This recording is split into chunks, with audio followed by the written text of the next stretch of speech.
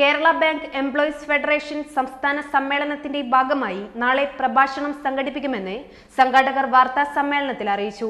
സമ്പദ് വ്യവസ്ഥയിൽ സഹകരണ മേഖലയുടെ പങ്ക് എന്ന വിഷയത്തിൽ നഗരസഭാ സാംസ്കാരിക ചത്വരത്തിൽ നടക്കുന്ന പ്രഭാഷണത്തിൽ പ്രൊഫസർ സി രവീന്ദ്രനാഥ് സംസാരിക്കും. തൊഴിലാണ് ലക്ഷ്യമെങ്കിൽ ശ്രീ ശങ്കരാചാര്യ.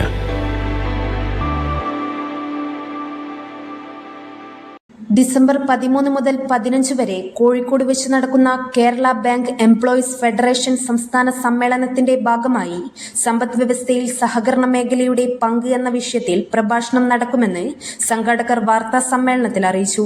നാളെ വൈകിട്ട് 5 മണിക്ക് നഗരസഭാ സാംസ്കാരിക ചത്വരത്തിൽ നടക്കുന്ന പരിപാടിയിൽ പ്രൊഫസർ സി രവീന്ദ്രനാഥ് പ്രഭാഷണം നടത്തും.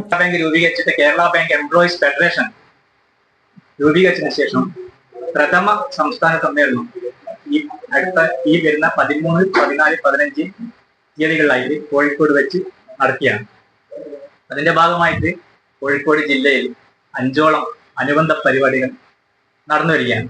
ഒന്ന് ഇന്നലെ ധനമേഖലയായിട്ട് ബന്ധപ്പെട്ട് ഉള്ളേരിയിൽ വെച്ച് നടന്നിട്ടുണ്ട്.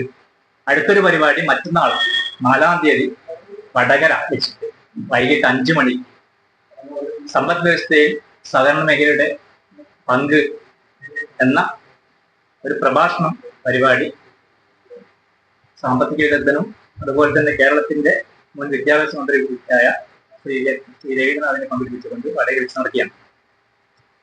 നമുക്കറിയാം, പ്രത്യേകിച്ച് കേരളത്തിൽ സഹകരണ മേഖല വളരെ ശക്തമായ മേഖലയാണ്. ഇന്ത്യയിലെ സഹകരണ ബാങ്കിങ് നിക്ഷേപത്തിന്റെ 65%, അതേപോലെ ഇന്ത്യയിലെ സഹകരണ ബാങ്കിങ് വായ്പയുടെ 40% കേരളത്തിന്റെ മാത്രം സംഭാവന. വാർത്താ സമ്മേളനത്തിൽ NA Deepesh, VT Sadanandan, O Santhosh Babu, O Rameshan തുടങ്ങിയവർ പങ്കെടുത്തു. News bureau, media Vadakara. അല്ല, ഇന്ന് നല്ല സന്തോഷത്തിലാണല്ലോ. അതെ, സന്തോഷത്തിലാണ്.